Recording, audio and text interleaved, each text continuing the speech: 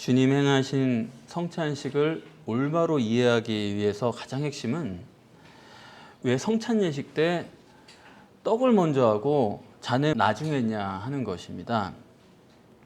성찬 예식에 관한 기록은 마태, 마가, 누가 복음에 있고 고린도전서 11장에 있고 요한복음 6장에 성찬 예식은 아니지만은 그와 똑같은 내용으로 오병이어를 기적을 행하신 다음에 그대로 기록이 되어 있습니다. 그런데 이 모든 것에 떡이 항상 먼저지 잔이 먼저인 적은 없어요. 한 번도 그렇게 되어 있지 않습니다. 그래서 이 순서는 가장 중요한 것입니다. 성찬식의 뜻을 아는 데 있어서 이 순서는 절대적인 핵심이기 때문에 저도 때때로 기회 있는 대로 목사님이나 평신도 분들을 만났을 때마다 이게 왜 떡이 먼저인지에 대해서 항상 물어봐요. 그걸 아는 것이 성찬식을 아는 것이기 때문에. 그런데 그걸 물어볼 때 평신도뿐 아니라 목사님 중에서도 왜 떡을 먼저 하는지에 대해서 답을 한 적이 한 번도 없습니다. 그걸 전 들어본 적이 없어요. 이걸 뭘 말하는 거냐? 2000년 기독교가 성찬 예식을 할 때 왜 떡을 먼저 하느냐에 대해서 아무도 모르고 있다. 그렇게 단언해도 전혀 지나치지가 않다는 것입니다. 우선 성경은 떡을 먼저 하고 나중에 잔을 하신 것에 대해서 굉장히 강조를 하고 있습니다. 예수님께서 그냥 간단하게 성찬식을 직행하신 게 아니지 않습니까?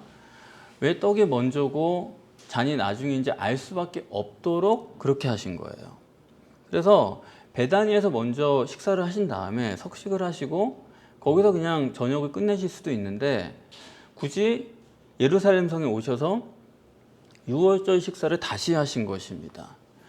유월절 식사라는 게 그야말로 식사예요. 말 그대로 배를 채우는 시간입니다. 그러니까 먼저 이미 식사를 다 하셨어요. 그렇기 때문에 식사를 또 하실 필요가 없는데 굳이 여기 오셔서 이렇게 유월절 행사를 하신 것은 그건 식사로서의 의미는 아닙니다. 그거는 예식으로서의 의미입니다. 그걸 우리가 알 수가 있는 거예요. 그렇기 때문에 유월절 식사를 이미 하셨어요. 베다니에서. 다 저녁을 다 드시고 이제 유월절 행사를 하게 되는데 그렇기 때문에 이 뜻은 뭐냐면 유월절 식사라는 것은 예수님께는 의미가 없다. 이미 배가 부르신 상황이니까요. 그렇기 때문에 오늘 본문은 어디까지나 이건 예식의 문제라는 것입니다. 예식이라는 거는 그 예식이 실제로 뜻하는 의미를 형식으로 나타낸 거 아닙니까? 그렇지 않습니까? 그렇기 때문에 결혼식이랑 장례식은 형식이 전혀 다른 것입니다. 그래서 예수님께서 떡을 먼저 하셨느냐 잔을 먼저 하셨느냐 이것을 이 예식이라는 것을 통해서 생각해 볼 수밖에 없도록 예수님이 하신 거예요.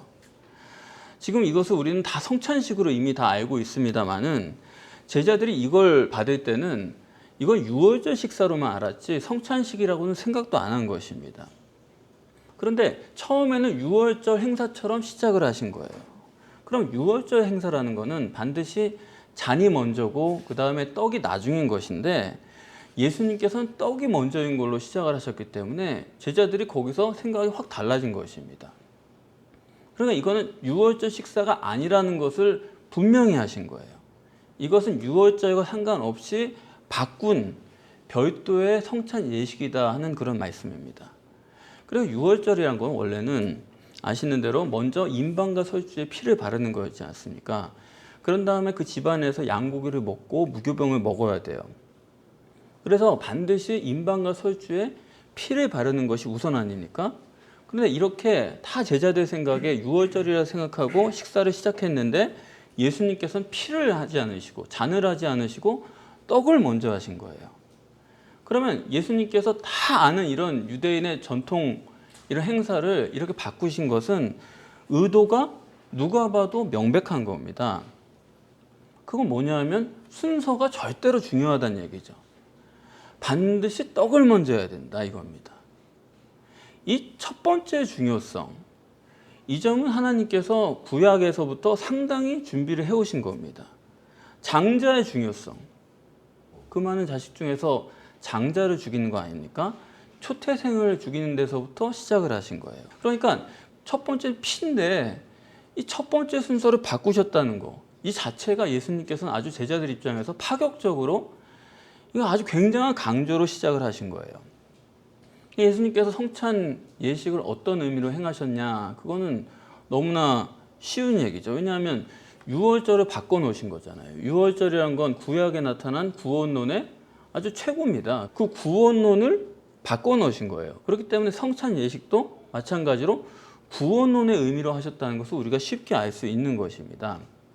그리고 그게 아니더라도 주님께서 이 땅에 오신 유일무이한 목적은 우리를 구원하기 위한 것이기 때문에 당연히 이 행하는 모든 것들이 구원론일 것이라고 생각하는 것은 너무나도 당연한 얘기예요. 그래서 지난 시간에 더 거슬러 올라가면 지지난 시간이죠. 6월절을 예비하라 해놓고서 지난 시간에는 가룟 유다를 통해서 부정적인 방법으로 구원론을 정립을 하신 거예요. 그리고 오늘은 받아 먹으라 하면서 긍정적인 방법으로 구원론을 정립하시는 겁니다. 그러니까 구원론의 양대 두 축이죠. 부정적 방법으로 구원론, 긍정적 방법으로 구원론. 이 둘을 여기 완전히 집약을 해놓으신 것입니다. 그러니까 예수님의 공생애의 마침표예요. 예수님이 그동안 해오신 공생애를 가룟 유다와 그리고 성찬식을 통해서 완전하게 두 축을 가지고 정립을 하신 순간입니다. 굉장히 중요한 자리죠. 그런데 여기에 대해서도 아무런 관심이 없이 그냥 예수님이 떡을 먼저 하셨으니까 우리도 먼저 한다. 그거를 기독신앙이라고 말하는 것도 참 그렇게 말하기도 참 곤란해요. 그렇지 않습니까? 예수님 뭐 어떻게 하셨더니 관심 없이 우리는 그냥 한다. 그거는 기독신앙이 아니라고 말하는 게 그게 더 맞는 거예요. 그럼 왜 이렇게 됐을까? 예수님께서는 예수님의 몸인 떡을 먹는 게 구원이에요. 예수님 입장은 분명한데, 근데 지금 전 세계는 어떻게 되어 있습니까? 예수 피를 믿으면은 구원을 받는다라는 게 전 세계 입장이에요. 그래서 지금까지 기독교의 전 세계 입장, 그 기준을 갖고 보면 몸을 먹어야지, 떡을 받아야지 구원받는다고 하는 예수님의 입장은 영 그거 마음에 안 드는 거예요. 그러면 예수 피로 구원받는다 그렇게 말하는 사람들 입장에서는 피가 먼저입니까? 떡이 먼저예요? 피가 절대예요? 떡이 절대예요? 피로 구원받는다는 사람들은 피가 절대인 겁니다. 그럼 피가 절대면은 유월절 때도 그랬던 것처럼 피부터 먼저 해야죠. 잠부터 먼저 해야죠. 떡은 나중에 해야죠. 근데 예수님은 떡을 먼저 한 거예요. 피를 나중에 한 거예요. 이게 거슬리는 거예요. 이게 자기들의 생각에 안 맞는 거예요. 사실 제가 볼 때 이 피복음자들도 첫 번째 절대성을 몰랐다는 것은 저는 그걸 믿어지질 않습니다. 구약성경에서 첫 번째 장자에 대해서 얼마나 강조를 하고 있는데 그거를 성경을 보는 사람들이 그걸 몰랐다는 건 저는 이해가 안 돼요. 근데 왜 그거를 아예 무시해버리고 떡이 먼저니까 먼저 우리가 하긴 하지만은 그 떡이 먼저 하는 의미에 대해서는 전혀 생각을 하지 않느냐. 그거는 자기들이 피가 먼저로 하려니까, 피를 기준으로 피를 절대로 하려고 하니까 그러면 떡이 절대일 수가 없는 거예요. 그래서 실제로 피복음에 있어서는 이 떡과 피를 해석하는 것이 적어도 우리랑은 전혀 다르게 해석을 하는 것입니다. 그 사람들은 뭐라고 해석을 해요? 떡이란 건 뭐냐? 예수님이 피를 흘려야 되니까, 그게 중요한 거니까 피를 흘리기 위해서는 몸을 찢는 거다. 떡이란 거는 예수님의 살을 찢어가지고 우리가 먹는 거다. 그러니까 초점이 피에 가 있는 거예요. 그래서 피를 우선으로 해서 부수적으로 떡이란 것도 피 흘리기 위해서 살을 찢는 거다. 그래서 옛날 목사님들은 다 그렇게 하신 거예요. 지금 이 떡이 예수님의 살을 찢어서 여러분들에게 나눠주는 건데 이걸 먹는 사람은 그냥 먹어서는 안 됩니다. 합당한 자격을 갖춰야 됩니다. 그러니까 이렇게 피를 흘려서 우리 죄사하려고 하시는 거니까 여러분들 떡을 나눠줄 때까지 자리에 앉아가지고 여러분 죄를 회개를 하세요. 이렇게 다 한 거예요. 여러분 다 그런 경험이 있지 않으세요? 그래가지고 의자에 앉아서 떡을 나눠줄 때까지 기다리면서 옛날에 내 죄를 다 생각하는 거예요. 하다못해 어렸을 때 뭐 서리해 먹은 거, 뭐 문방구 가서 뭐 집어온 거 이런 것까지 막 생각을 해내면서 그러다가 아이고 내가 죄인이구나 해가지고 눈물을 흘리면서 그걸 또 받아 먹으면 그게 은혜가 되고 그런 거 아닙니까? 그런데 그런 게 전혀 아니다 이런 얘기입니다. 예수님이 지금 행하시는 거를 보면은 떡이 절대고 피는 떡에 보조여야 되는 거예요. 첫 번째를 보좌하는 게 두 번째 아닙니까? 두 번째를 첫 번째가 보좌하는 게 아니에요. 아니 1계명을 보좌하는 게 2계명이지 2계명을 1계명이 보좌를 합니까? 나 외에 다른 신을 내게 있게 하지 말지니라 이게 중심이고 그 다음에 그것을 위해서 우상을 내게 있게 하지 말라는 게 2계명인 거지. 아니 우상을 있게 하지 말라는 말을 하려고 나 외에 다른 신을 있게 하지 말라. 그 순서가 그렇게 되는 겁니까? 그렇지 않잖아요. 그러니까 떡이 중심이고 그 다음 피는 그것의 보충으로 그걸 설명하기 보좌하기 위해서 있는 것입니다. 그런데 피복음적으로 보면은 피가 절대여야 되니까 떡이 보조여야 되는 거예요. 그러니까 떡이 왜 먼저 했느냐 하는 것에 대해서는 그거는 의미는 아예 지워버려야 되는 겁니다. 그 얘기를 안 하면 안 할수록 좋은 거예요. 그래서 피복음자들은 다 피를 중심으로 해석하고 떡은 뒤로 미루는 그렇게 되는 것입니다. 그러니까 빈수레가 요란하다고 그렇게 뭔가 의미를 모르고 자꾸 밀어붙이려고 하면은 자꾸 사람들로 하여금 눈에 보이는 걸 하게끔 하는 거예요. 죄도 눈에 보이는 죄, 뭐 훔쳤냐, 뭐 거짓말했냐 그런 거 자꾸 회개하게 하고 의미는 모르고 문자적으로만 그걸 하려고 하니까 그런 종교들은 전부 다 눈에 보이는 거에 열중을 하는 것입니다. 유대인들이 안식일을 지킨다고 그렇게 애를 쓰지만은 제가 보기에는 참, 야, 저 사람들 저 의미를 모르니까 저렇게 저런 거에 목숨을 걸고 엘리베이터 버튼 누르냐 안 누르냐 이런 거 가지고 씨름을 하는구나. 그거 왜 그러냐? 의미를 모르니까 그렇게 눈에 보이는 거 열심히 하는 거예요. 그거라도 해야지 마음이 편한 겁니다. 회교가 왜 그렇게 코를 땅에 대도록 절을 하고 그걸 꼭 해야 됩니까? 의미가 없으니까 눈에 보이는 걸 하는 거예요. 그래야 마음이 그래도 편안하게 느껴지는 거예요. 교황이 왜 그렇게 삐까뻔쩍한 옷을 입어요? 사람이 속이 허하면은 자꾸 그런 거 입어야 되는 거예요. 그렇지 않습니까? 그러니까 내용을 모르고 전에도 제가 교회에서 사역을 해보면은 성도님들 중에 그런 불만을 가지신 분이 많아요. 그러니까 왜 우리 교회는 성찬식을 안 합니까? 다른 교회는 매주 한다는데 뭐 한 달에 한 번도 하는데 우리 교회는 왜 성찬식 안 합니까? 막 따져요. 막 그 좋은 걸 왜 안 합니까? 그럼 물어봐요. 그 떡을 왜 먼저 하는지는 아세요? 그러면 뭘 먼저 하긴 뭐 왜 먼저 해요? 예수님이 하셨으니까 우리 같이 하는 거죠. 많이나 했으면 좋겠네요. 그러니까 떡을 왜 먼저 하는지에서 그 성찬식의 의미를 자기가 생각해 보지도 않고 그냥 좋다고 생각하는 거예요. 왜 그런지 모르겠어요. 그 근거를 모르겠어요. 그냥 좋다고 생각하고 많이 하면 좋고 그 뭐 이유는 상관없이 하라니까 한다. 하라는 걸 잘하는 게 신앙이다라고 생각하는 거는 이게 얼마나 심각한 문제인지를 모르면요. 여러분 하라는 거 열심히 하는 거는 기독신앙이 아니에요. 전혀. 그거는 종교 규례입니다. 기독신앙이란 건 예수님이 생각하시는 게 뭐고 왜 그렇게 하시는지를 인격적으로 찾아가는 거예요. 대화가 돼야지 아는 그게 신앙인 거지 그냥 좋으니까 왜 안 하느냐 많이 하면 좋다 절대로 기독신앙이 아닙니다. 지금 전 세계가 피로 죄사함 받으면 구원받는다고 하는 그것으로 딱 되어 있기 때문에 여러분들이 먼저 참복음을 정립하기 이전에 이 피복음의 실상에 대해서 분명하게 정립이 안 되시면은 참복음으로 나아가실 수가 없어요. 그래서 본문에 보시면은 틀림없이 떡이 절대예요. 떡이 우선이에요. 그러면은 떡 얘기에 지면을 많이 할애해야 될 것 같은데 본문에 보시면 떡은 한 절밖에 기록되어 있지 않습니다. 넉 절 중에서 석절이 피예요. 떡 얘기를 많이 할 것 같은데 다 피에 관한 거예요. 왜 그러냐? 예수님은 다 미리 보신 거예요. 예수님은 다 예지하신 거예요. 기독교가 성경적이지 않은 피복음으로 될 걸 아셨기 때문에 우리가 피에 대해서 정립을 하지 않으면은 절대로 기독신앙이 될 수 없다는 의미로 피 얘기를 많이 하시는 것입니다. 여러분이 이 피의 실제에 대해서 꼭 세 가지는 정립을 하고 계셔야 돼요. 이거 여러분이 완전하게 정립을 안 하시면은 절대로 이 피복음에서 자유로워질 수가 없습니다. 이미 꽉 들어차 있기 때문에.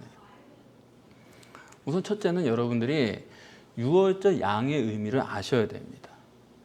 유월절 양의 피에 대해서 우선 아셔야 될 것은 그건 절대로 죄를 사하기 위해서 양이 죽은 게 아니에요. 그거 아시나요? 피를 바르면 죽음의 사자가 그 집에 들어가서 뭐 짐승이든 사람이든 초태생을 안 죽이는 거죠. 그러니까 발라야 되는 거예요. 발라야지만 안 죽이고 넘어간다는 거죠. 그게 유월절의 실제 내용입니다. 따라서 유월절 양의 피란 거는 죄를 용서하기 위해서 바른 게 아니에요. 그렇지 않습니까? 그거는 그 초태생의 생명을 대신해서 그 양이 죽은 거예요. 그렇기 때문에 그거는 어디까지나 생명을 대신한 거지 죄를 사하기 위한 게 아닙니다. 애초에 그 양의 유월절 양의 의미가 그렇죠. 아시겠죠? 그러니까 기독교가 그동안에 유월절 어린 양, 그 양을 예수 그리스도 보혈의 그 피, 아주 그거에 완전한 모델이다. 이렇게 낙점을 해가지고 지금까지 끌고 왔는데 여러분 그 유월절 양이 예수님의 예표라고 한다면은 예수님은 짐승을 위해서도 돌아가신 것이어야 되는 거예요. 왜냐하면 초태생이 사람만 죽인 게 아니지 않습니까? 초태생 짐승까지도 다 포함을 한 거예요.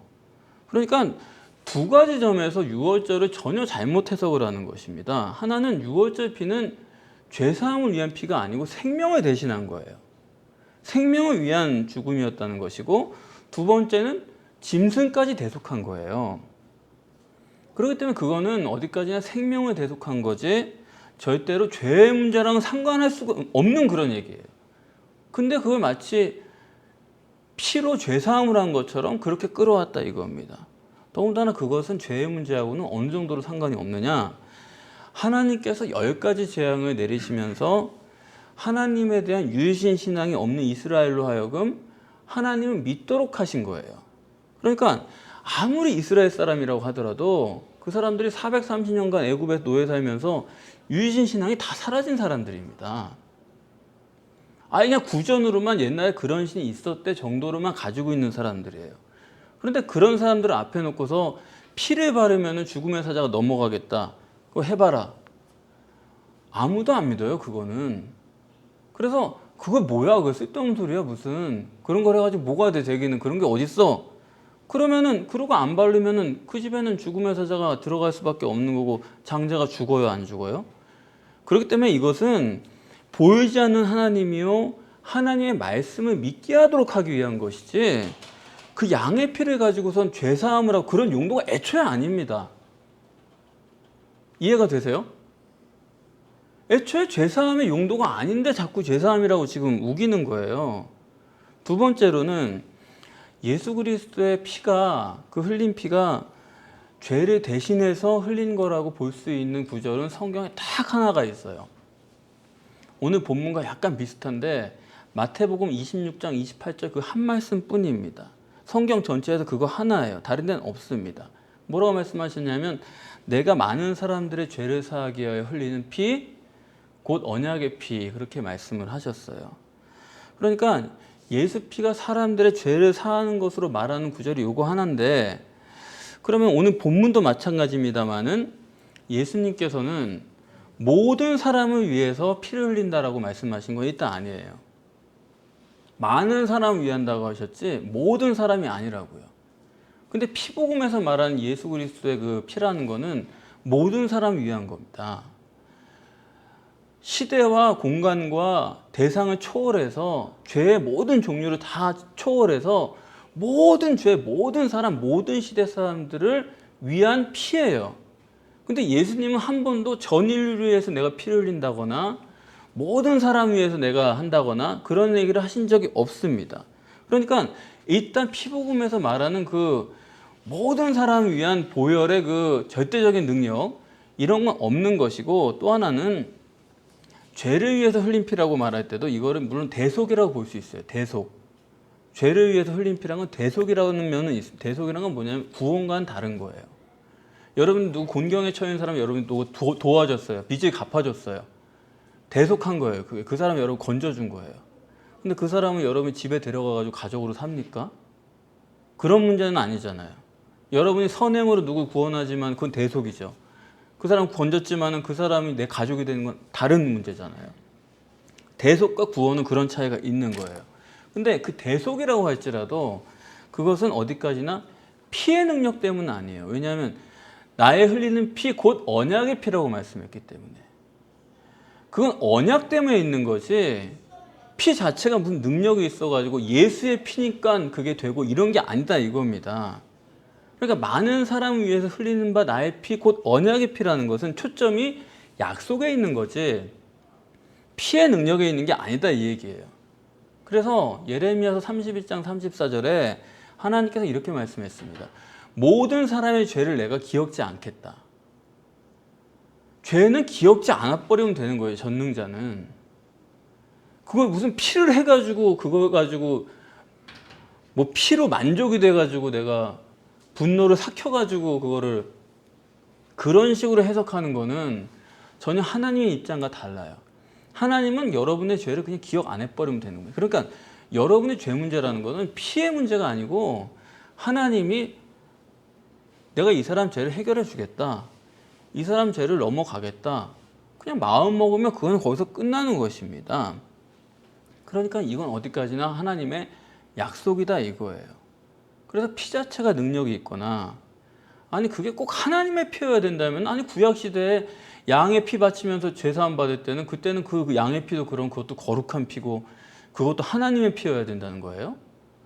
양의 피 가지고 얼마든지 지금까지 죄사함 다 받았잖아요. 그러니까 죄사함을 통해서 그 사람이 하나님과의 관계를 맺어가는 게 중요한 부분이지 다시 말하면 하나님과의 관계만 되면은 죄사함은 자동적으로 이루어지는 거예요.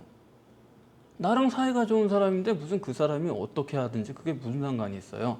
나랑 관계가 좋은데 하나님도 똑같다 이겁니다. 그렇기 때문에 예수 피기 때문에 많은 사람이 구원을 받는다? 그건 전혀 엉뚱한 얘기고 누군가 대속을 받고 구원을 받는다고 하면 그거는 하나님의 약속이고 하나님의 마음에 관한 문제고 둘 사이의 관계의 문제인 거지 피 자체가 능력이 있는 건 절대 아니다 이겁니다. 그리고 세 번째로 여러분이 아셔야 될 것은 오늘 본문인데 오늘 본문에도 많은 사람을 위하여 흘리는 피인데 이거 여러분이 읽으시면서 또 죄사함을 위하여 흘린 피다 이렇게 여러분 또 읽으셨으면은 100분의 1이라도 여러분이 그런 식으로 읽으셨으면은 그것도 여러분 성경을 또 마음대로 읽으신 거예요. 여기 어디 죄를 위하여 흘린 피라고 한 구절이라도 나와 있습니까? 여기 내가 흘렸다고 했지만은 피 흘린 거는 죄하고는 아무 상관이 없어요. 여기 죄사함이란 말이 어디 있어요? 그냥 많은 사람을 위하여 흘린 바 나의 피 언약의 피죠. 많은 사람의 죄를 위해서 흘리는 피라고 절대 말씀한 게 아니다 이겁니다. 이 구절은 여러분 그렇게 읽으셔야 되는 거예요. 그렇기 때문에 마찬가지로 언약의 피지 언약이 중요한 거지 피는 주제가 아니에요. 피는 그럼 뭐냐? 왜 피 얘기를 하느냐? 피는 그 약속의 수준을 얘기하는 겁니다. 구약에서 뭔가 맹세를 할 때 약속을 할 때 여러 가지 약속의 방법이 있지만 그 중에 가장 단단한 약속이 뭐예요? 내 생명을 거는 맹세예요. 피의 맹세를 하는 것입니다. 구약에서 생명을 거는 언약이다. 이거 어기면 네가 죽든지 내가 죽든지 죽는다. 이거는 돌이킬 수 없는 약속이다라는 거죠. 절대라는 거죠. 그래서 예수님께서 지금 말씀하시는 자기가 흘리는 피라는 거는 이건 피로 누굴 구원하겠다가 아니라 피의 맹세예요. 이거는 절대로 불변하는 너희가 내 몸을 받기만 하면은 그거는 완전한 구원이다. 이거는 바꾸지 않는다. 너희가 무슨 하자가 있든 무슨 문제가 있든지 이거는 분명하다라고 하는 피의 맹세인 거지 죄사함과는 아무 상관이 없는 얘기예요. 근데 이거를 피복음에 절어 있는 사람들을 이거 보면은 의뢰에 그냥 피로 죄사함 받나 보다. 이렇게 곧장 연결을 하는 것입니다. 그렇게 해석할 수가 없는 얘기예요. 더군다나 그렇게 해석할 수 없도록 이 피의 초점이 아예 없다는 것을 명확하게 한 것이 오늘 본문입니다. 22절을 보시면은 예수님께서 제자들에게 떡을 나눠주시면서 어떻게 하시냐면 먼저 축복을 하시고 주시는데 어떻게 주시냐면 이게 내 몸이다 받으라 그러시죠? 그래서 제자들이 그 예수님의 몸을 받을 때는 어떤 의미로 받았어요? 아, 이 떡이 예수님의 몸이구나 하고 받은 거예요. 예수님의 몸이에요. 그러니까 제자들이 그걸 먹을 때는 어떤 의미가 되냐면 내가 예수님의 몸을 먹는다 그렇게 알고 먹는 거예요. 그런데 23절에 보시게 되면은 또 잔을 가지사 살해하시고 저희에게 주시니 다 이를 마시매. 그리고 24절에 가라사대 이것은 많은 사람을 위하여 흘리는 바 나의 피 곧 언약의 피다. 무슨 말씀이냐면 잔에 대해서는 이것이 주님의 피다라는 말씀을 안 하시고 그냥 주신 거예요. 이 순서를 여러분이 보실 수 있어야 되는 거예요. 제자들이 그 잔을 받아 마실 때는 뭔 줄 알고 받아 마셨습니까? 포도주구나 하고 그냥 받아 마신 거예요. 포도주를 마신 거예요. 그건 절대 예수 피가 아닙니다. 이 사람들한테 포도주 마신 거예요. 이거는 마태복음도 똑같이 기록을 하고 있습니다. 그러니까 말씀 안 하고 주신 거를 받아 마신 다음에 그제서 예수님이 이것은 내 피다 그렇게 말씀하신 거예요. 의미적으로 어떤 것이냐, 제자들이 받아 마신 것은 포도주인데 그것을 마시고 난 다음에 그것이 예수 피로 변한 거예요. 이런 의미가 있는 거예요. 의미가 떡은 처음에 주실 때부터 예수의 몸으로 바뀌어 있는 거예요. 의미가. 그러니까 예수의 몸을 애초에 받아 먹은 거고, 떡은 포도주를 마실 때는 마시고 났는데 예수님이 포도주다, 피다. 그러니까 내 속에서 포도주가 피로 변한 것입니다. 그러니까 잔은 주실 때 절대로 자기 피라고 말씀을 안 하세요. 제자들은 포도주를 받아 마셨어요. 그러고 났더니 그게 내 피다. 그러니까 뭐냐면 마치 가나의 혼인잔치에서 물을 가져갔더니 변해서 포도주가 된 것처럼 포도주를 마셨더니 그게 내 속에서 피가 됐다, 그런 얘기입니다. 만약에 예수님께서 내 피다 받아 마셔라 그렇게 말씀하시고 주셨다 그러면 그 큰일 나는 거예요. 왜요? 그건 성경에 어긋나잖아요. 그 율법에 안 맞는 얘기 아닙니까? 어긴 게 되는 거예요. 피를 먹으면 돼요, 안 돼요? 안 되죠. 창세기 9장 4절에 너희 피채로 먹지 마라. 그거는 법입니다. 그러니까 성경이라는 게 적당히 기록되어 있는 게 아니에요. 피채 먹으라고 피를 주신 게 아니다 이겁니다. 그러니까 첫째, 예수님께서 제자들에게 주신 것은 포도주였지 피가 아니었다. 다시 말하면 굳고 육적인 피를 주신 게 아니라는 것에 굉장히 지금 본문이 초점을 맞추는 거예요. 피를 주신 게 아니에요. 육적인 피를 주신 게 아니다 이겁니다. 뿐만 아니라 이는 많은 사람을 위하여 흘리는 나의 피. 이 흘리는이라는 말이 에크퀴노메논이란 말인데 이거는 현재 분사예요. 무슨 말씀이냐면 나의 흘리는 피 할 때 그 흘리는이 지금 현재 흘리고 있다라는 얘기예요. 피를 현재 흘리고 있다. 지금 예수님이 현재 피를 흘리고 있습니까? 아니잖아요. 예수님이 흘리는 피는, 육적 피는 십자가에서 흘리는 거예요. 근데 예수님께서 제자들에게 주신 이것은 지금 내가 현재 피를 흘리고 있다. 다시 말하면 이것은 육적 피가 아니고 영적 피를 얘기하는 것입니다. 영적인 피의 맹세를 하고 있는 것이지 지금 이 잔을 주는 게 육적인 피를 얘기하는 게 전혀 아니에요. 그러니까 본문은 이 육적 피에 대해서는 아주 그냥 거부를 하고, 아주 이거는 이 말을 못 하도록 하고 있어요. 어떻게 해서든지. 그러니까 떡이 영적인 떡을 육적으로 보여준 것처럼 포도주도 영적인 피를 육적으로 보여준 거죠. 이거는 마태, 마가, 누가 똑같이 모두 다가 현재 분사로 되어 있습니다. 성경이 절대로 그렇게 어설프게 써있질 않아요. 그러니까 이거는 육적 피로는 절대로 해석할 수가 없는 거예요. 예수님이 주신 포도주, 이 예수님 피라는 건 육적 피를 얘기하는 게 절대로 아닙니다. 예수님께서 흘리신 육적 피, 이 십자가에서 흘린 피라는 것도 결국에는 영적 피를 가시적으로 보여준 비유예요. 그런 거지 육적 피가 우선이 아니다 이겁니다. 그리고 세 번째는 피를 믿으라가 아니에요. 본문은 마셔라예요.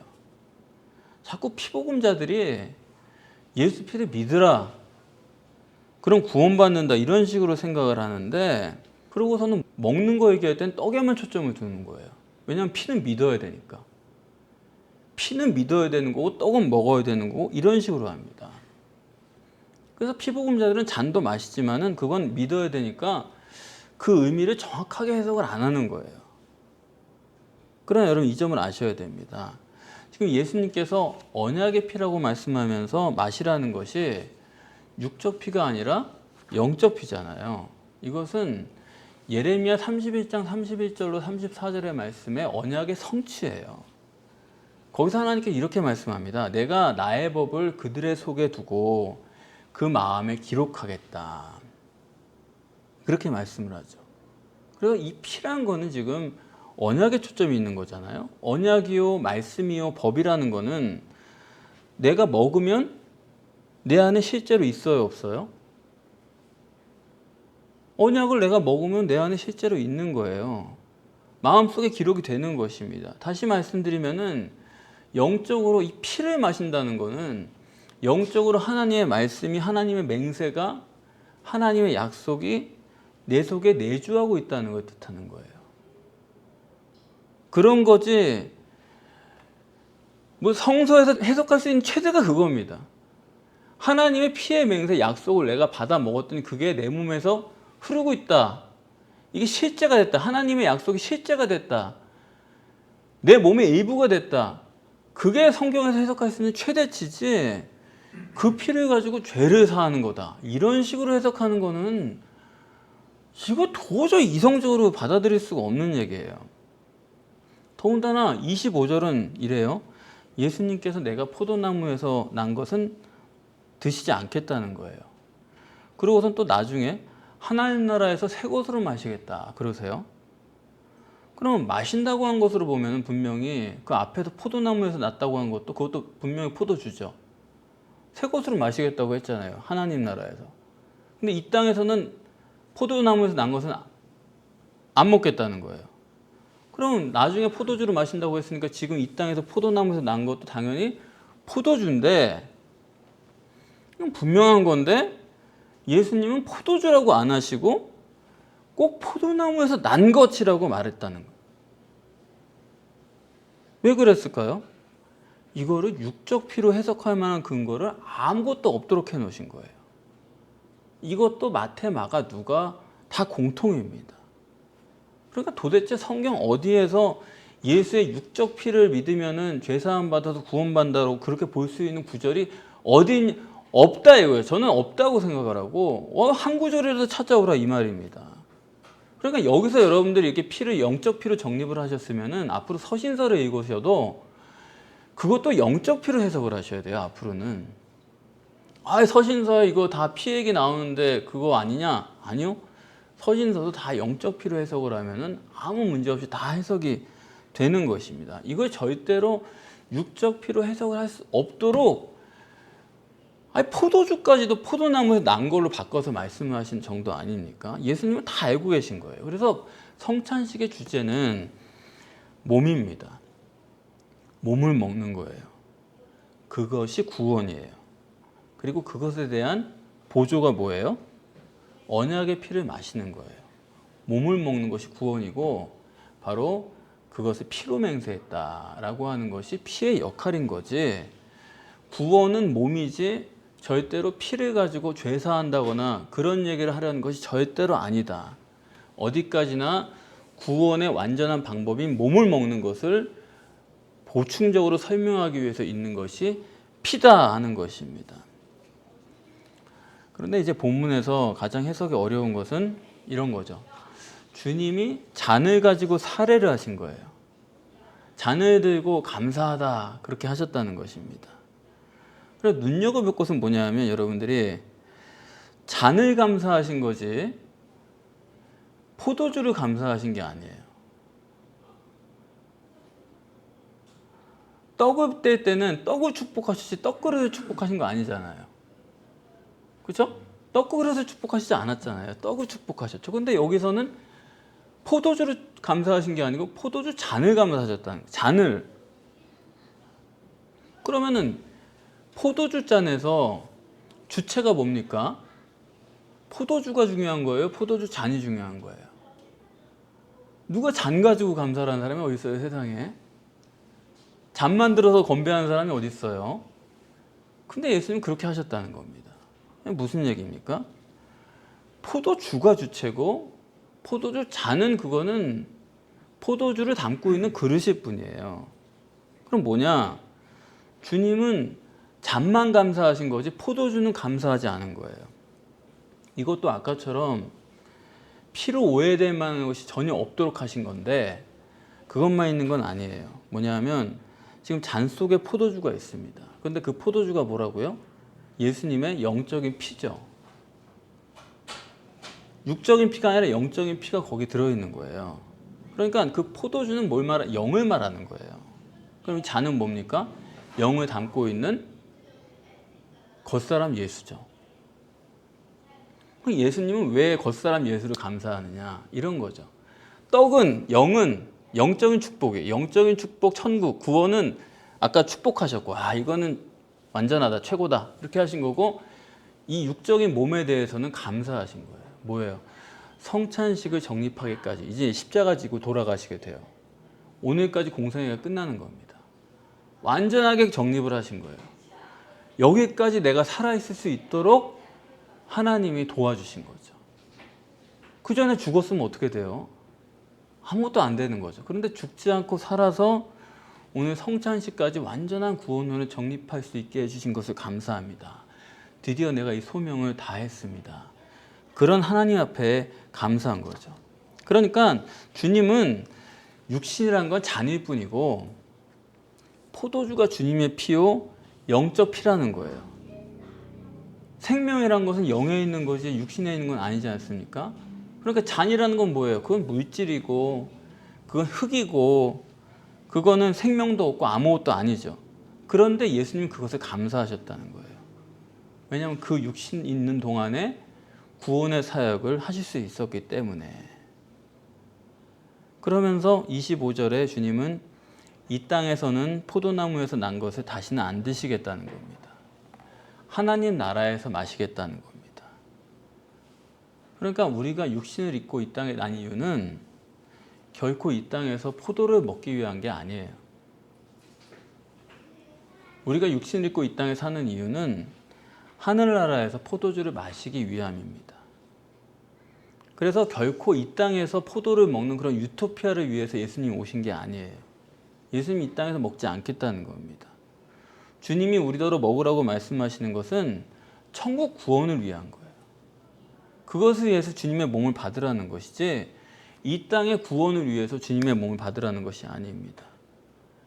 그럼에도 불구하고 예수님이 육신으로 이 땅에 오셨으니까 육신을 위한 거지 육신을 구원하고 이 세상을 구원하고 잘 살게 해주려는 거지 이렇게 해석하고 몰아가는 기독교는 절대로 심판을 모면할 수가 없어요.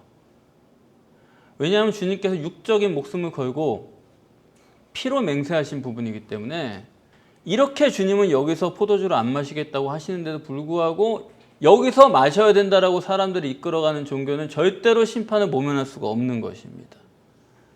그래서 하나님 나라에서 포도주를 마신다는 것은 뭡니까? 이 땅에서는 포도주를 마시지 않는다는 얘기잖아요. 이 땅에서 포도를 먹겠다, 이 땅에서 포도주를 마시겠다는 사람은 천국 구원은 안 되는 거예요. 이 땅에서 영적 몸을 먹지 않는 사람은 절대로 천국 구원을 이룰 수가 없는 거예요. 그러면서 예수님께서 내 몸을 받아 먹으라 하신 이유는 뭡니까? 그건 실제가 아니면 안 된다는 거예요. 내가 천국 가겠다, 천국에서 마시겠다, 이 땅에서 마시지 않겠다, 그건 실제여야 되지 관념으로 되는 게 아닙니다. 이거는 기독교인들이 당하는 가장 큰 함정이 뭐냐면 다 관념적으로 처리하는 거예요. 실제가 아니면서 하나님이 보이시지 않으니까 그냥 자기 마음대로 관념으로 생각하는 거예요. 여러분 예배에 오시면서 예배 드리러, 제가 항상 여쭤보잖아요. 예배 드리러 오세요? 하나님 만나러 오세요? 예배 드리러 오시면 안 되는 거예요, 여러분들. 여기 하나님 앉아 계신 거지. 그럼 하나님 언제 앉아 계시냐? 언제 앉아 계시냐면 제가 여기 목사가 여기 올라오는 순간 여기 앉아 계신 거예요. 목사 여기 올라오는 순간 여기 하나님 같이 서 계시는 거지. 그렇지 않습니까? 그러니까 하나님이 마치 육체인 것처럼 그렇게 실제가 되지 않으면은 우리 신앙이란 게 그게 다 관념인 거예요. 내 몸을 먹으라.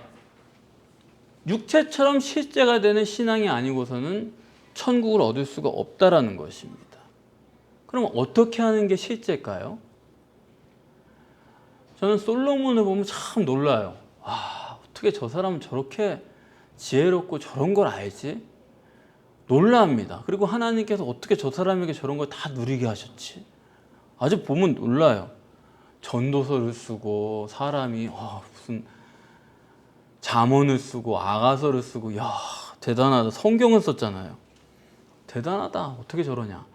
그런데 항상 솔로몬을 생각하면 찜찜한 게 있어요. 아니, 왜 이렇게 전무후무한 지혜를 주셔서 이 사람이 다 깨닫고 알게 하시고, 무려 성경을 3권이나 기록하게 하시고, 누릴 거 다 누리게 하시고, 그런 사람인데 어떻게 성경을 읽어보면 마치 이 사람이 한편으로는 마귀의 종 같은, 성경은 그걸 얘기하는 거거든요. 솔로몬은 하나님의 사람이 아니라는 거예요. 이 사람은 마귀의 종이다라는 것을 처음부터 끝까지 계속 표시하고 있습니다. 왜 이런 사람을 마귀의 종이라고 성경은 기록할까? 여러분, 그러니까 자식을 뭣도 모르고 솔로몬이라고 짓는 사람은 참 대단한 사람이에요. 성경을 읽다 말고 그렇게 하면은 안 되는 겁니다. 여러분, 솔로몬의 문제가 뭐라고 생각을 하세요? 솔로몬은 문제가 있는 사람이에요. 정말 이 사람이 깨닫고 인생을 알고 신앙을 알고 깨닫고 그걸 쓰고 실제로 믿고 그런 사람입니다. 근데 그 사람의 문제는 단 하나예요. 육체를 부인하지 못한 거예요. 육체 부인이 안 된 사람이에요.